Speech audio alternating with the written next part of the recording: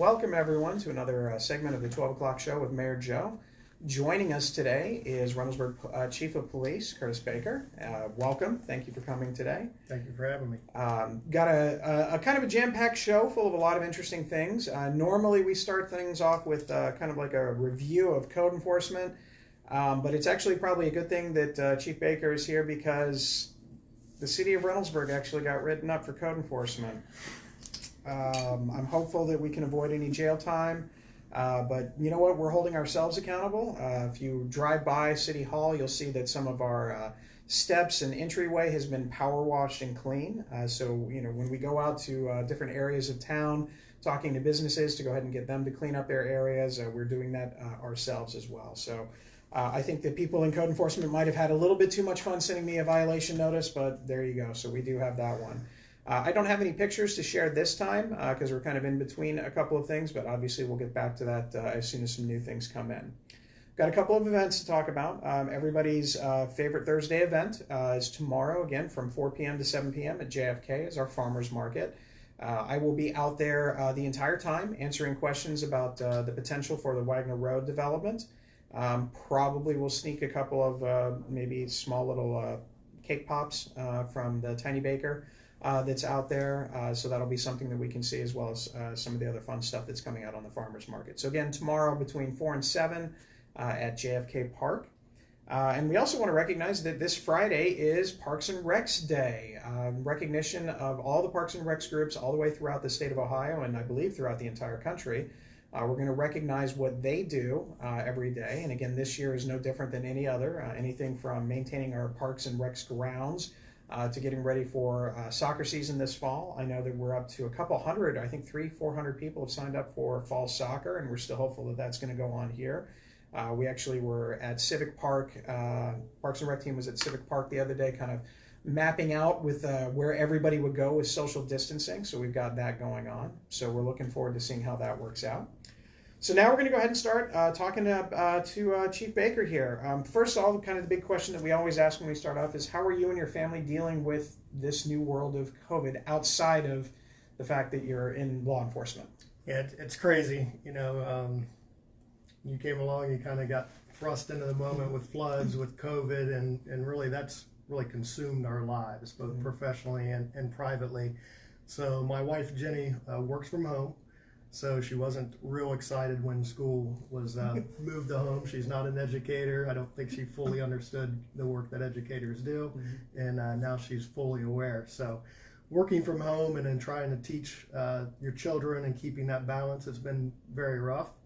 But we're working through it. We're planning for the fall, and we're kind of just making things happen and going from there. Now, I know your son plays baseball, right? Yes. How's that been with all these new requirements? How's that been like? Yeah, so it hasn't been bad. So the season was delayed. One of my hobbies is coaching youth athletics. I coach baseball, football, and basketball. So my son plays on a travel team. And the season was delayed about a month, and then they allowed us to start up in June. So we've tried to pack a lot in a short amount of time. We're finishing up this weekend, but we have put some safety protocols in place. So they did things like remove metal benches. We have hand sanitizers. We rotate balls in and out. They can't share equipment. So it's kind of added a lot for 8-year-olds to try to keep them on the same page with these safety protocols. But, you know, it's been really good just to be able to get out of the house and do something and burn off that energy for the kids. So I'll take what they gave us and be happy with it. Okay. Yeah, I cannot imagine when we first saw some of the requirements are coming out, you know, wearing masks, you know, when you're not in the field, but you're wearing masks, you know, on the bench, but you're not actually sitting on a bench, you have to separate and things like that.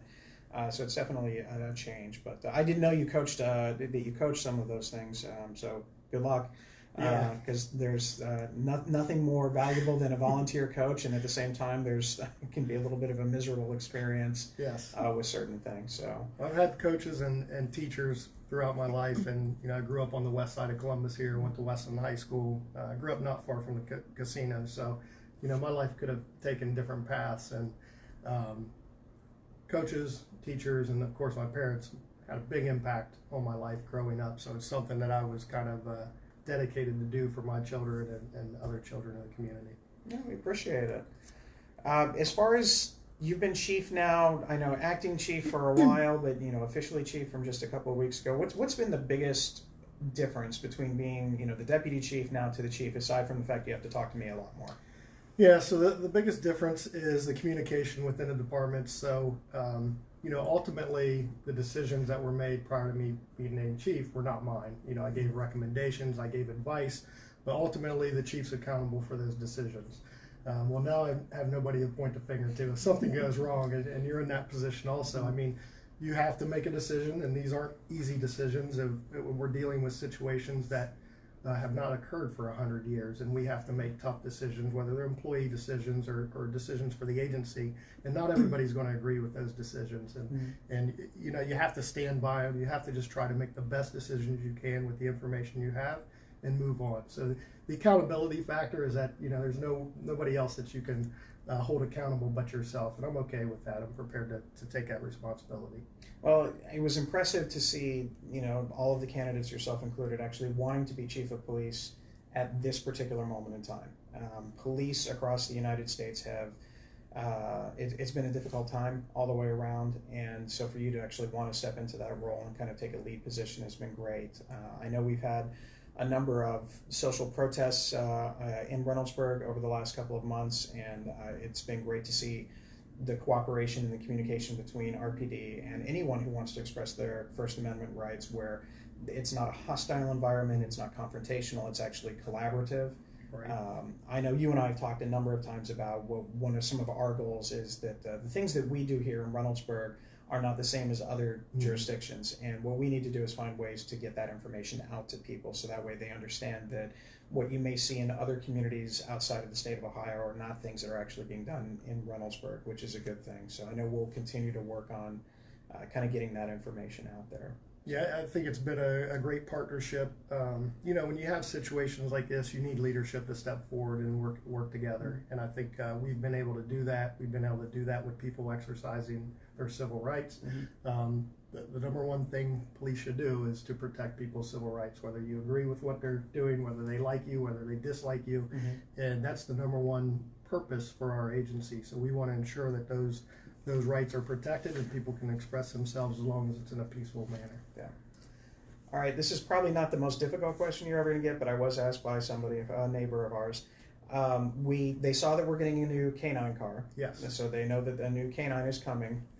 How are we going to, what's the name? You know that this is going to come. I mean, we've had a lot of people just kind of curious, is it going to be named something, again, Reynoldsburg specific, because you have Raider, you have Summit, is it going to be, well, I don't want to give away any potentials, but I mean, I know that in the past they've had, community involvement, but have you gotten to that part yet? Yeah, we haven't actually settled on a particular dog. So there are several dogs that are up for our choosing.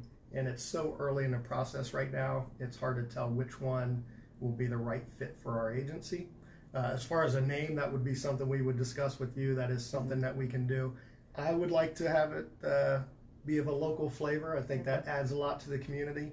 But that's something we'll need to discuss here probably pretty shortly. Pretty quick, yeah. Well, I'm looking forward to it. It's, my wife and I actually were in the car talking about it the other week as we're trying to figure out what kind of name would go with, again, with Raider and Summit and things like that. I did notice it, and I can't remember, and I apologize for not remembering, but somebody actually made a donation to the canine program just the other day I saw on social media. Yes, that was a local State Farm agent. They have I think it's called a Good Neighbor Grant Program that they give up to $500 to different community initiatives, and they called us and said, hey, would you be able to use this money for anything? So, it was really perfect timing because canine equipment is not cheap, as you see in the budget each year. So that will help us outfit that particular canine. So we're going to use it for the new dog that's coming in. All right, looking forward to it.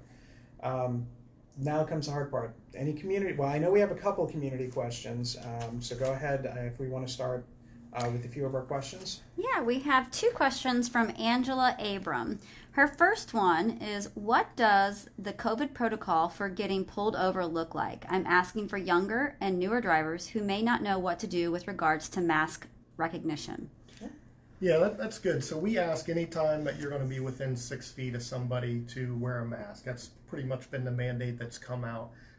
Our officers in particular have been directed to try to limit the exchange of documents. So while in the past they may have asked you for a driver's license, instead they may just ask you for your name, date of birth, or social security number. So that's to protect both the officer and the occupants of those vehicles. So I would just listen to the officer. The directions they give you may be a little bit different than what they've given you in the past, but we are really trying to limit that close contact when we don't need to have the close contact, and limit the exchange of documents.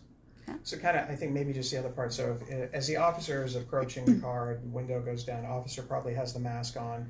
Would they ask the person in the car to put a mask on at that time, or? Yeah, they typically wouldn't. They would Okay. be able to keep the distance. There is exceptions in the law for law enforcement if there needs to be close contact. If something does not go right, then they would not have a mask on. But can we take it a step further here? It's a good reminder of what to do when police stop you. So it was something, my dad taught me at an age when I began driving. But, we ask if the police stop you, if you could just keep your hands in a visible place. So typically what I do is just, not that I get pulled over a lot, but it's happened. Nice save. Nice save. Put your hands up on the steering wheel, and then you just take directions from the officer. So that makes it easier. There's no conflict, and it's really going to shorten the time that you spend with that officer in that traffic stop. Well, because I can imagine that, from the perspective as you're walking up to a car and you see someone, let's say their mask is sitting in the seat beside them and they go reach for it. I can see how that would be, something that there would be a concern. So I think, the 10 and 2 type of an aspect of things. Angela's second question is, will there be any opportunities for the community to engage with RPD so that we can meet on equal footing as opposed to during a moving violation or a legal reason? Yes, so we talked about having town hall meetings with the mayor. I also want the community to know that my door is always open. So whenever there's a concern, if you have a concern whether we've done something right, we've done something wrong, if you have questions about why we've done something, I will always take your call. My door is always open for any community member. We do have body cams now that we wear, so if you hear that something had happened, I just ask before you form an opinion that we sit down, and if you have a concern, we'll watch the incident and what really occurred. But anytime there's a question about what we do or why we've done something, I would ask that you reach out to me, and we'll make time to answer those questions. We also are implementing some programs through the community. So we have something that's called the Illumination Project that we've done in the past. And we have just done that. We in the past, we've opened the doors, allowed the community to come in, and there wasn't a lot of participation. We would sometimes have 30, 32 people, but a lot of times there was like 5 or 10. So we made that available, and there wasn't a lot of people interested in it. So what I found through my law enforcement career is the best way to build those relationships is to have programs where you're actually communicating, you're doing activities. So a couple things that we've implemented. We just implemented a women's self-defense class last year. Officer Connors is in charge of that. It's been very well received by the public. And then a project for 2021 is the Citizens Police Academy. So it'll be a 5 to 7 week police academy for a couple hours each week. And you get to come, you get to meet the officers, you can kind of ask them questions of why they do certain things. And it's really about building that level of trust and understanding within the community. And so I think that's the way we want to go, to where there's something to gain from the community, and you get that interaction and relationship building. So a lot of the problems we have, even in our personal life and our professional life, is a lack of communication and a lack of understanding. And if we can find ways or forums to reach those goals, then that would be beneficial to both the community and the police agency. And just to add on, because I know she's probably going to be curious, we actually have a meeting scheduled with Superintendent Brown tomorrow, actually, so we can talk with him. I know that schools are going to look a little bit different, or we're not sure exactly what schools are going to look like next year, but one of the things that we wanted to do is have a meeting to figure out how to have those kind of conversations in a school environment. Because I think a lot of times, I'm not talking specifically like a DARE program, but some of the best experiences I had as a teacher when it concerned law enforcement was actually having an officer in the classroom with me, having some of these really good discussions about what to do when pulled over, or why do certain things happen in this way versus that way. And it gives the kids an opportunity to see see an officer in a position like Angela said, that you're not getting pulled over. There's nothing controversial at that moment in time. And I think the more that RPD and our community can get to know each other as individuals and community members, I think that just benefits everybody all the way around. So I'm looking forward to seeing how that works. Yeah, through these discussions we've had within the last couple months, we've received a lot of questions from the community, from council, from city staff about what we do. And what I found is people really don't know what we do. And so we need to kind of build those relationships, get that information out there. And it's about coming to a mutual understanding about what we do, why we do it. And school is a perfect avenue to do that because you'll have kids that, we're all kids at one time. You'll have some interactions with police, and we want those interactions to go smoothly. We want them to be calm. We don't want there to be conflict where bad things could potentially happen. So we have to do that through education and relationship building, and that's the goal, to work with the schools to reach that goal. All right. Any other questions?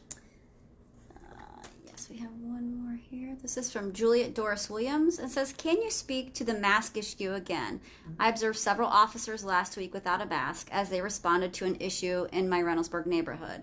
Where we are in Franklin County, part Reynoldsburg. The mask order was implemented at that point. Yeah, I'm not sure what the date was or the specific call. So we have put out an order this week as Reynoldsburg passed the legislation. We've also outfitted the officers with masks. So they should be wearing them if they're within a 6-foot distance or in a public accessible area of a building. If we're standing out on the street and you're not within the 6 feet, that's not a violation of that ordinance, and that's okay. I would have to know the details exactly what happened, but if that's occurring, let me know. We will follow up on it because we did issue the directive. One other thing on the masking, don't want to start the mask debate because that sets off a firestorm, but I wanted to share kind of an initiative that we've worked together on because we have passed the legislation here in the city. All of our officers are equipped with disposable surgical masks. So the goal of this legislation is to get compliance with the legislation. It's not to write somebody tickets. It's not to arrest somebody. It's for the safety of the community. So each officer is issued a box of surgical masks. If somebody calls in a violation and we respond to it, the first thing we're going to do is offer a mask to the person to come into compliance. I know already I've stepped out of my car and went into a restaurant in my private life, and I realized, oh man, I forgot my mask, because it's something new. It's not in our habit to grab those masks yet. So there's going to be some time. So we have to be understanding as a community that it may not just be defiance to the legislation, and maybe somebody legitimately forgot to wear a mask. So we will provide those to those people and move forward. Okay. That's all we have right now. That's all we have right now? All right. So again, you're more than welcome. I know that you're busy, but if you would like to stay, you're more than welcome to stay as we kind of go through some other things. Oh, we got something new? Had one more question that came in. One question was about National Night Out and what we were doing with that. So National Night Out was supposed to occur on August 4th. With COVID, obviously, that was pushed back. We do have a new date scheduled for October 6th. Right now, we're kind of on a standby to see where this COVID goes. We have had an increase in cases within Franklin County, so we're keeping an eye on that. So we'll make a decision probably within the next 30 days whether we're going to be able to go forward with National Night Out. In place of that, we have had, if anybody's seen our community resource officers that work at Taylor Square, we have a utility vehicle that was purchased by the city last year. So they have been directed and authorized to get that out into some neighborhoods, commercial shopping areas, and to use that vehicle to build the relationships and get out and talk to people. So you may see that around town a little bit more, but National Night Out will be up in the air. So we're going to have to make a decision on that soon. I'd like to do something this year. That would be fun. Not really sure what, but just something. One thing that we are going to do is, again, talking about the kind of transitioning here to the Wagner Road project. I'll be out at the farmers market the next 2 weeks to answer questions. We have some big display boards out there to kind of describe what the Wagner Road project looks like. I don't know how much you've seen of it, but basically sidewalks on one side and a bike path, a multi-purpose path on the other side. some lighting and some things of that nature, and a couple of different parts where it'll be wide into like kind of a 3-lane structure. Obviously, there was just an accident there just the other day to kind of highlight some of the safety concerns in that area. So this is something that we want to make sure we get a lot of feedback from the community. We're really at the early stages of this, so we're trying to engage as many community members as possible. So again, this is just another opportunity to do on this process. We're looking hopefully to apply for some grants and do some things like that in 2021. So that way we can start aiming for construction in 2023 in conjunction with raising some of the funds through the MI development that'll go there. But the best thing to do is just ask questions. We had a good virtual town hall just the other week that was relatively well attended. But again, it's about building that communication so people have that input in there. Which leads us to my next one. Some people may have noticed a bunch of people in bright orange or bright green, fluorescent green vests walking around Civic Park on Rose Hill.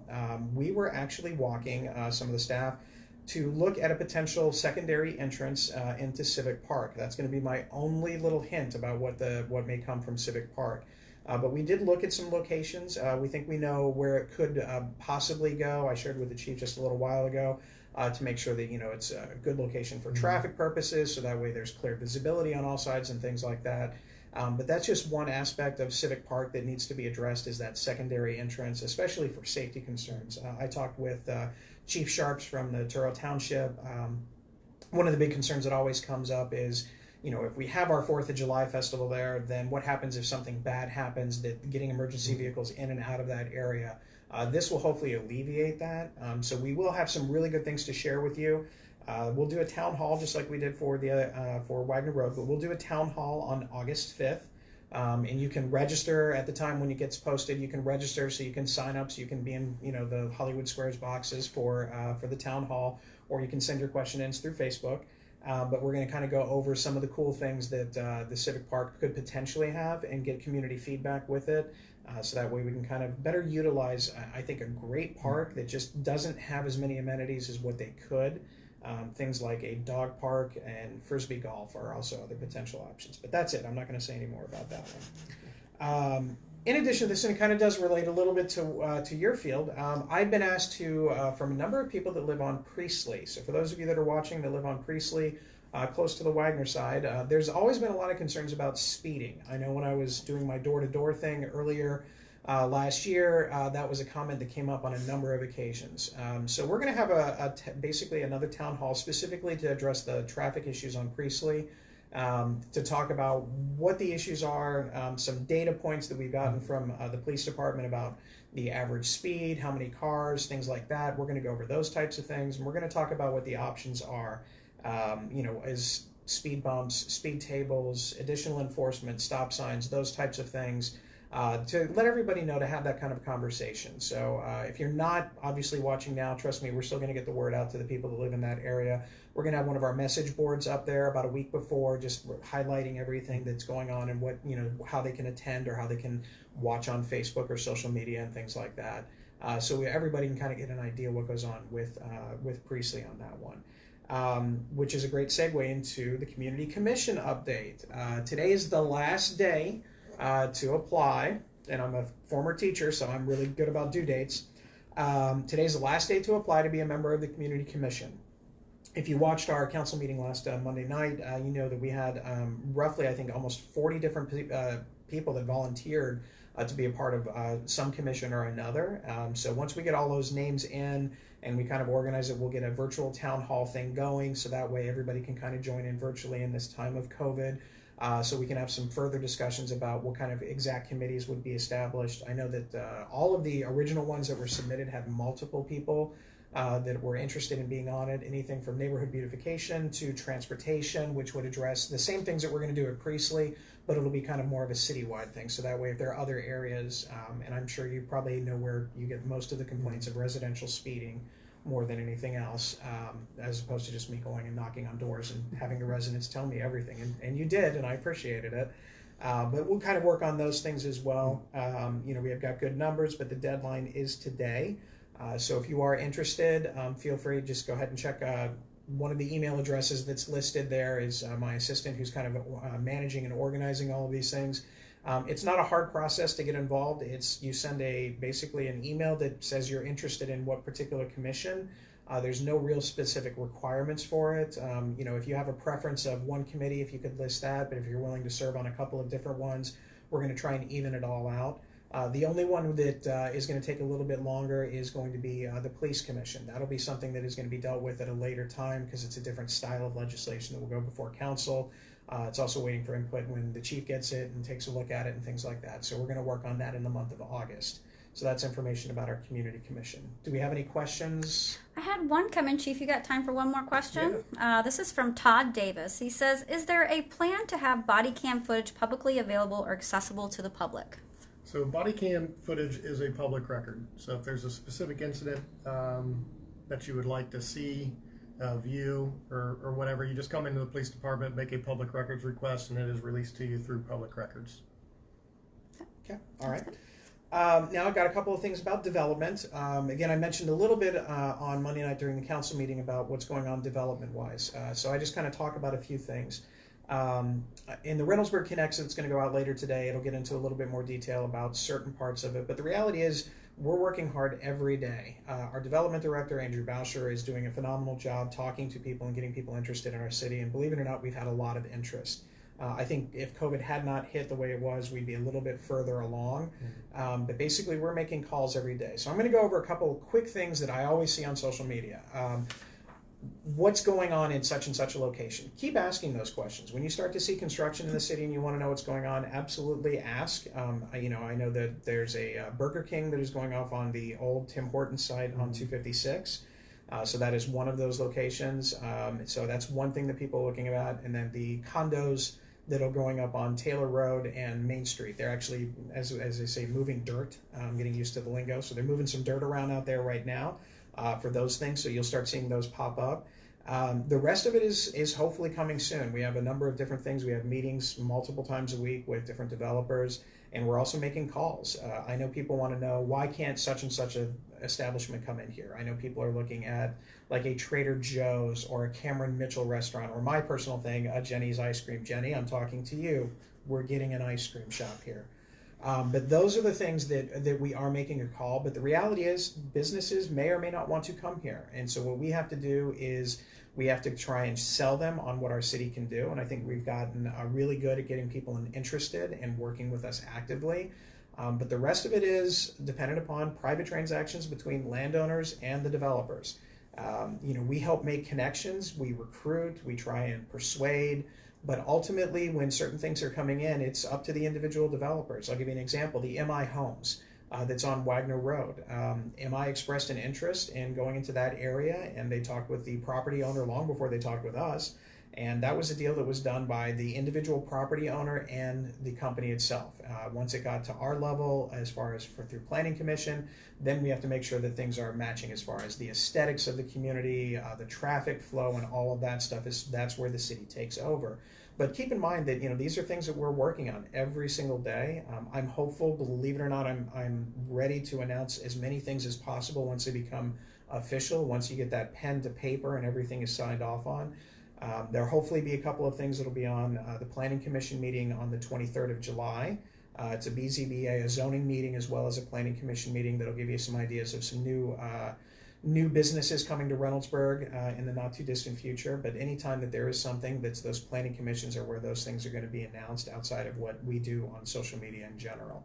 But we are working there every day. Believe me, there's a lot of things that we would like to see in Reynoldsburg. I know entertainment is a big thing, especially for families. So they don't necessarily have to travel outside of Reynoldsburg to go and play putt-putt or go bowling or any number of other things that are going on. We want to bring those things into Reynoldsburg, and we are working hard every day to do it. I talk with our development director, Andrew Boucher, probably about 40 times a day or so. And that's just talking about getting updates and setting up meetings for other things, as well as the big drive, which is, again, it's job creation. So that's kind of the development issue. So again, just keep in mind, be patient with it, and when we have official things to say, we'll put it out there, but know that we are working hard, even with COVID going on. Hot question for you. Census 2020. Have you done it? I have done Okay, all right. I know you don't live in Reynoldsburg, and so I don't care the other part if they do well it. with Very, it. very important. Yeah, but it is an incredibly important Yep. thing to do. We did actually turns to 72% completion in Reynoldsburg, or 72% respondents, which I think is funny because if we're doing a census to find out how many people that live here, how do we know that this is 72% of the people? I'm not sure how it works, but all I know is that everybody has to actually go ahead and make sure they do the census, especially when it comes to like federal funding and COVID money and things of that nature, in addition to the allocation of state representatives and congressional representatives, how important it is for the state of Ohio to have an accurate count. We know that Reynoldsburg residentially it's a hotbed for growth. The average turnaround time for a house being sold in Reynoldsburg is 5 days. That's not a lot of time. So I've talked to a number of people who said they put their house up for sale and it was sold before anybody could actually make an offer that just didn't happen to know the person. So again, there's a lot of people coming into the city. There's a lot of good things going. So we need to kind of handle that with the census. That town just down the road off 256 is still trailing us. They're about 68.3%. Gehanna's at 78%, so we're pretty much keeping even with Gehanna at this point. Hopefully we can find a way to bump that up when we do some of the more specific locations and everything for the census. And then Columbus, again, they just keep trying. They really do, and I'm really happy that they keep trying. They're about 57.8%. But overall, the state of Ohio is, I think, around 66% when I checked this morning. So we're above what the state of Ohio is. We've already beaten our goal from what we did 10 years ago. So obviously we're doing a good job. But again, make sure that everybody goes ahead and does that. Feel free and let everybody at RPD know that they can make sure they do the census, even if they don't necessarily live in this city. Pass it on. All right. Any questions? We had one last question come in, if you There's don't mind. not one It's last question for well, the never. It's just the next question. This one's for you, Oh, okay. actually. And this is just to confirm that the deadline, it says from Malaysia Polar, it says the deadline to submit letters of interest for the Police Commission Committee. Is that still today, since it's going to take a little bit longer to develop? We're going to still take it today just because it's, I guess you'd say it's a popular commission to be looking at right now. But the more people that we have, the better. And then the reality is, once we have what the commission, I don't want to call them requirements, but one of the things that we want to do with the commission is make sure that it is a fair and balanced version of everything. So all sides are being looked at. That maybe sometimes people are interested and maybe they aren't. Maybe we open it back up again once the legislation is out. It's a very fluid thing, but we're just trying to get a handle on how many people are actually interested in the individual commissions right now. So, all right. So that pretty much is wrapping up everything. Just to let you know that next week there will not be a 12 o'clock show with Mayor Joe. I am actually going to be taking some time off. I got a couple days next week for a little bit of a vacation. But we will be back on July 29th, where we will have our very special guest, our very own Sandra Bowler, who's our Director of Human Resources here. And if anybody, the next person in line that's probably dealt with COVID more than you is going to be our Human Resources Director, because we're making sure that all of our employees are healthy. We're making sure that all of our employees stay employed and maintain all of the, the benefits and the hours that they get and things like that. And then the hiring process of what goes on in human resources and how a city runs. So I'm looking forward to having Sandra join us. She's on vacation this week, but I know she's probably watching it right now. Maybe. Okay. Otherwise, that pretty much brings it into our show for the day. I'd like to thank Chief Baker again for coming in and spending some time with us. I'm sure we'll have you back again as we kind of move forward with this. But otherwise, I hope everybody has a wonderful rest of your day, and we'll see you in about 2 weeks. So stay safe out there and always be respectful on social media. Have a great day, everybody.